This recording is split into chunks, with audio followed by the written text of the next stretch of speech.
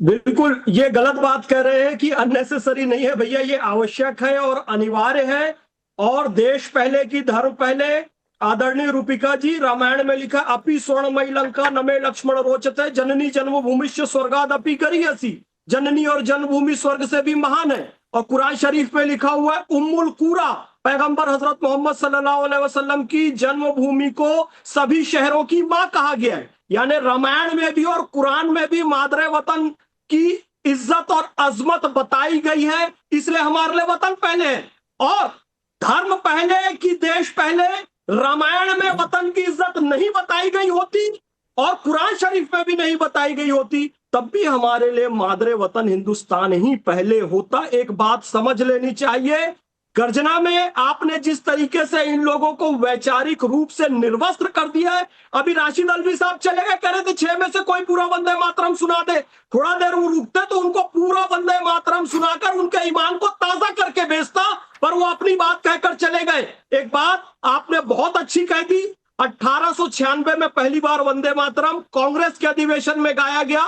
उसके बाद हर अधिवेशन में पूरा गाया जाता था। और कांग्रेस अध्यक्ष का कार्यकाल उस समय 1 ही वर्ष का होता था, यानी जो अध्यक्षता करेगा अगले साल तक वही रहेगा। और अध्यक्ष नहीं भी होते थे मुस्लिम, तो दर्जनों मुस्लिम सदस्य वहां पर बैठे होते थे जो पूरा वंदे मातरम गाते थे। तो उन लोगों को कोई आपत्ति नहीं। आज आपत्ति क्यों की जा रही है, यह बड़ी सोचने वाली बात है। ओके आदरणीय रूबिका जी, जी जी फैज खान साहब, मैं ये कह रही हूँ बस 2 और मेरे मेहमान कब से इंतजार कर रहे हैं, वो ओपनिंग करें और उसके बाद मैं डिबेट ओपन करूंगी। राशिद किदवई साहब, अननेसेसरी है ये।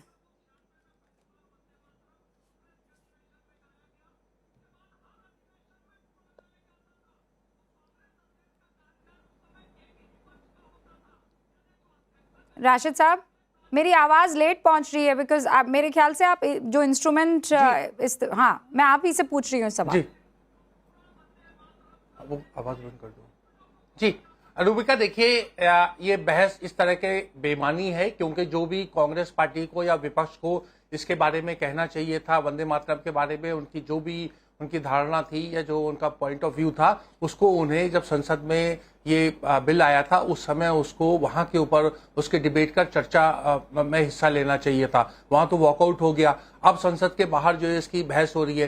दूसरी बात देखिए, इसको धर्म विशेष से और किसी समुदाय से जोड़ना मुझे लगता है उचित नहीं है। ये एक राष्ट्र के मर्यादा और गौरव की बात है, तो उसको राष्ट्रवाद से जरूर जोड़ा जा सकता है। और जो आदमी 2 स्टांजा पढ़ रहा है, 2 छंद पढ़ रहा है, 6 पंथ पढ़ रहा है, इससे कोई मतलब नहीं पड़ता।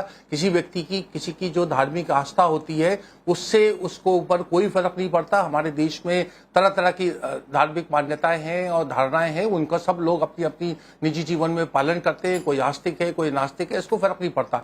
देखिए, जो इंडियन स्टेट है रूबिका, वो इंडियन स्टेट सेकुलर है, उसका कोई धर्म नहीं है। हाँ। तो उसको किसी भी वर्ग को वो इस तरह से बाध्य नहीं कर सकता कि आप धर्म विशेष की को प्राथमिकता दें। तो ये पॉइंट हमें समझना चाहिए। भाजपा का भी आप अगर आप उनका पहला पेज देखें जो उन्होंने उनके संविधान में, वो भी उसकी बात करते हैं। जैसे भारत के संविधान में सेकुलर शब्द का इस्तेमाल हुआ है, उसी तरीके से भाजपा के उसमें भी गांधीयन सोशलिज्म और पॉजिटिव सेकुलरिज्म का शब्द इस्तेमाल हुआ है कि किसी के अपीजमेंट वर्ड्स नन, सबको एक तरीके से रहने का भाव होना चाहिए। अब इसको राजनीतिक दृष्टिकोण से जोड़ा जा रहा है। कुछ लोग कह रहे हैं गोल पोस्ट शिफ्ट करने का प्रयास है। जो युवाओं में अभी हमने जंतर मंतर में बेचैनी देखी, जो इस तरह का एक विद्रोह या गम और गुस्सा था, उससे डाइवर्ट करने के लिए धर्म विशेष को बीच में खींचा जा रहा है ताकि जो मौलवी और वो तमाम लोग इस तरह की बातें करें और उससे जो है एक तरीके का राजनीतिक नैरेटिव बने। उत्तर प्रदेश के चुनाव आने वाले हैं, ओवैसी साहब हैं, तमाम तरह की बातें होती हैं। लेकिन देखिए, राष्ट्र की जड़ें बहुत मजबूत है इन सब के ऊपर। और जैसा पहले भी वक्ताओं ने पर जो बात आप कह रहे हैं किदवई साहब, ये आप कह रहे हैं कि ये माहौल बनाने की कोशिश हो रही है, पर ये माहौल बना कहां से? ना सोनिया गांधी इस तरीके के इशारे करती वंदे मातरम जब वहां पर पढ़ा जा रहा था या गाया जा रहा था, ना उसके बाद केसी वेणुगोपाल ये जवाब देते कि हम तो पढ़ेंगे ही नहीं, हम तो 2 ही स्टैंजा पढ़ेंगे। तो माहौल किसने बनाया? या तो स्क्रिप्ट भेजी जा रही है प्रेम शुक्ला जी के तरफ से और वहां पर इनैक्ट किया जा रहा है, क्योंकि ये मुद्दा हेडलाइन बना कैसे जब वहां पर तस्वीरें देखी गई। राइट राशिद किदवई साहब? जी जी जी रुबिका, आपने ये बड़ा अच्छा प्रश्न किया और उसका कांग्रेस को जवाब देना चाहिए। देखिए, मैंने फिर कहा, कांग्रेस को इसके बारे में अगर कोई आपत्ति थी तो उसको संसद में जब बिल के ऊपर डिस्कशन हुआ था, बिल पेश हुआ था और पास हो रहा था, उस समय ये सब चीजें लानी चाहिए थी। लेकिन देखिए, जो भाजपा जो इतनी मतलब उसकी बात करती है कि वो सिर्फ राष्ट्रवाद से जुड़ी हुई है और उसके ऊपर कोई उसमें राजनीति नहीं है। मैंने अमित शाह जी का भी बयान सुना जो वो कह रहे हैं कि 1937 में ये मुस्लिम लीग के दबाव में हुआ। ये देखिए बिल्कुल अनुचित है। देश की जो आजादी की लड़ाई में तमाम धार्मिक सिंबल्स का इस्तेमाल हुआ था और खुल के हुआ था। जैसे वंदे मातरम का बहुत इफेक्टिवली, बहुत अच्छे से हुआ था, वो तरीके से खिलाफत मूवमेंट, रेशमी रुमाल, राशिद किदवई साहब, मैं तो इस मसले पर बहस ही नहीं करती। अभी आपने अलवी साहब को सुना था, राशिद अलवी साहब को सुना था, नहीं तो ये वही इस्लाम को बीच में लेकर आए ना, ये कहना कि वही इस चीज को लेकर आए कि नहीं पढ़ सकते हैं हम लोग, हम वंदना नहीं कर सकते हैं। कौन लेकर आया सर बीच में? नहीं, वंदना करने को कोई कह भी नहीं रहा। देखिए आप रुबिका, आपके कार्यक्रम के माध्यम से लोगों को पता होना चाहिए कि ये जो बाध्यता है ये केवल ऑफिशियल फंक्शंस में है। सेरेमोनियल ओकेजन्स के ऊपर जो सरकारी समारोह होते हैं वहां के ऊपर वंदे मातरम, राष्ट्रगीत, राष्ट्रगान का वहां के ऊपर ऑलराइट, दो और मेहमान और उसके बाद में आती हूं। और वहां जो भी लोग होंगे उसके सम्मान में उनको खड़ा हर्षवर्धन जी, सुना आपने? मैं इस पर आपका रिएक्शन चाहती हूं सर। देखिए रुबिका जी, मुझे तो लगता है कि इसको दो तरह से पहले देख लेना चाहिए। पहला पहलू है राजनीति। कांग्रेस ने तय करके, साहस करके इस देश के हिंदुओं को एक तरह से फिर से कहा है कि भाई देखो, तुम्हारी बात का मतलब नहीं।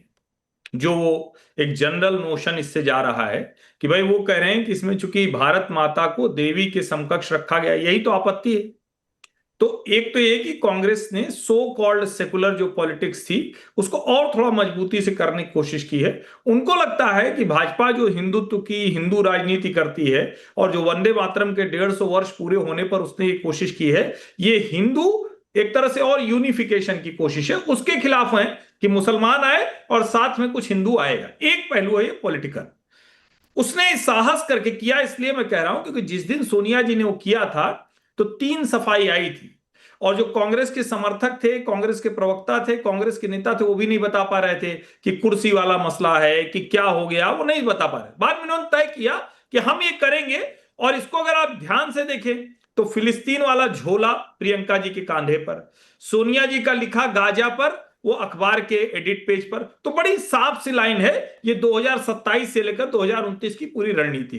लेकिन अब मूल मुद्दे पर आए और रुबिका जी वो ज्यादा महत्वपूर्ण है। मैं ये उम्मीद कर रहा हूं कि देश में इस वाले हिस्से पर अब चर्चा हो। मैंने उसको बार बार पढ़ा, वो जो 6 के 6 छंद हैं, अगर दूसरे के बाद तीसरे और चौथे छंद पर किसी को ऐतराज है तो पहला छंद भी वो नहीं कर सकता, वंदे मातरम भी वो नहीं बोल सकता।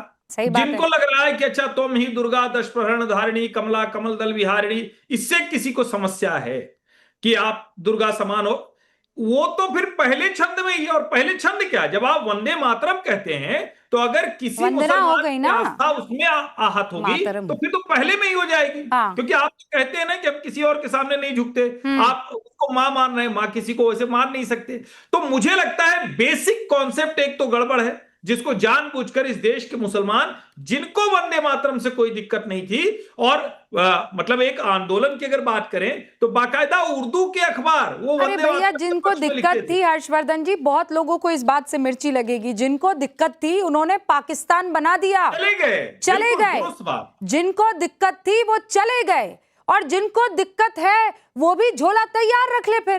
फिर कहेंगे रुबिका ऐसी कड़वी बातें कैसे करती है। अरे कड़वी बातें नहीं कह रही हूं भैया, बिल्कुल सिंपल सी बात है। जिस जमीन पर आप रहते हैं उससे मोहब्बत कीजिए, लेकिन अगर आपको किसी और से मोहब्बत है तो भैया जाइए उस जमीन पर रहिए। क्यों विवेक श्रीवास्तव जी? एक लाइन, हाँ एक लाइन, उसके बाद में आते हैं। जैसे कई लोग डिबेट में ये भी करेंगे चाहे तुमको आता है कि नहीं, 2 पैरा तो व्यवहारिक है, 6 छंद कैसे गाया जाएगा। दुनिया के किसी देश में उनकी नेशनल एंथम, उनके राष्ट्रगीत, राष्ट्रगान को याद हो ना हो, सम्मान तो कर सकते हो ना भाई। नहीं दुनिया के किस हिस्से में मैं आपसे एक बात कहूं, ये बात सच है, मुझसे कोई पूछे 2 छंद के बाद आता है, कहूंगी नहीं आता है। और इसमें गलती मैं पता है किसकी मानती हूं, मैं उन सभी लोगों की मानती हूं। ये स्कूल में क्यों नहीं बजा, ये हमें क्यों नहीं रटवाया गया, इस देश के बच्चे बच्चे को रटवाना चाहिए था। और मैं वादा करती हूं यहां पर बैठे तमाम लोगों से जो इस बात को मानते हैं कि नहीं मानते हैं, मेरी औलादे रटेंगी वंदे मातरम और फख्र से गाएंगी वंदे मातरम। मैं कहूं आए कोई रोक कर बताए मुझे, as simple as that. Vivek Srivastava, try as much as you can, but a mother like me वो पूरी कोशिश करेगी कि मेरा बच्चा पढ़े, इसे रटे, ताकि आप जैसा आदमी आकर कल को ये ना कहे आता है पढ़ लोगी, पढ़ के बता दो। नहीं नहीं, बहुत बहुत अच्छा है, ये आपका व्यक्तिगत निर्णय है, फैज खान का अपना निर्णय है। It is a free country. Faiz Khan चाहते हैं तो जाकर के माताओं की मूर्तियां ले आए, घर में एस्टैब्लिश करें, रोज दुर्गा की स्तुति करें, किसी ने रोका है क्या? लेकिन what is your interpretation of Islam, Buddhism, कबीरपंथी, जैनिज्म, अंबेडकरवादी? हम नहीं मानते हैं मूर्ति पूजा को, हम नहीं मानते हैं देवी देवताओं को, हम डाइटी वर्शिप में नहीं विश्वास रखते, कोई अंबेडकरवादी नहीं विश्वास रखता, कोई बौद्ध धर्म पालन करने वाला नहीं करता। Okay. एक सिख अपने गुरुओं का All right, now answer one question. Guru Granth साहब। Now answer one Let me question. speak. Answer No, let one me speak, let me question, speak. and I've done Yes, this okay. before. I want to do Yeah, it okay. again. Yes. ठीक है, let's Yes. Okay. answer this. Okay. Mahatma Gandhi कौन है? महात्मा गांधी वो तो freedom fighter, उन्होंने हमें आजादी दिलाई, रास्ता दिखाया, हाँ। और रिस्पेक्ट में हम उनको राष्ट्रपिता कहते हैं। He was a great राष्ट्रपिता leader, he is not God, हाँ। we don't worship him। नहीं, राष्ट्रपिता है ना, ठीक है। महात्मा गांधी की जय कर सकते हैं। महात्मा गांधी को भगवान नहीं मानते, अरे तो कोई महात्मा गांधी की स्तुति तो नहीं करते, ना, महात्मा गांधी का महात्मा चालीसा गांधी नहीं की जय बनता। कहते हैं कि नहीं कहते हैं? कहते हैं कि नहीं कहते गांधी हैं? नेता है। अरे नेता है तो क्या हुआ, जय करते हैं कि नहीं करते हैं? जिंदाबाद। अरे महात्मा गांधी को जय करते हैं कि नहीं करते हैं? जय महात्मा कहते हैं, नेता के रूप में कहते हैं, टीचर के रूप में कहते हैं, हाँ, तो मेंटर के रूप में कहते हैं। जमीन को माँ भगवान के नहीं रूप में गांधी। नहीं, महात्मा गांधी को पिता के रूप में देख लेंगे, लेकिन भारत को और इस भूमि को माता के रूप में नहीं देखेंगे। व्हाट अ शेम, नहीं, आप माँ दुर्गा व्हाट अ शेम। आप मूर्ति पूजा फोर्स नहीं करेंगी। अरे मूर्ति पूजा कौन फोर्स कर रहा है यहाँ पर? किसने कहा मूर्ति पूजा है ये?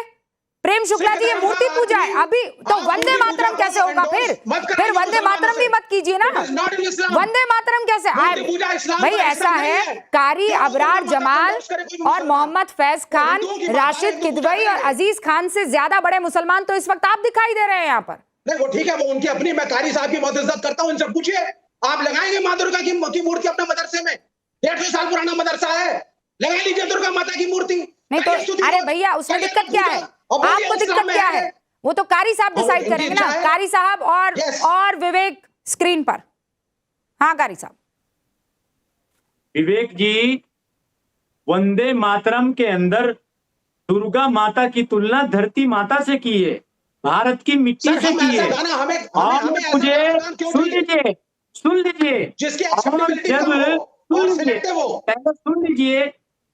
सुन लीजिए विवेक जी, वंदे मातरम की तुलना, वंदे मातरम के अंदर दुर्गा माता की तुलना भारत की मिट्टी से की है। और मुझे भारत की तस्वीर रखने से अपने मदरसे में, मुझे अपने मदरसे में, सुनिए ना विवेक जी, स्कूल में, मुझे अपने घर में भारत माता की तस्वीर रखने से कोई परहेज नहीं है, और मुझे कोई नहीं रोक सकता।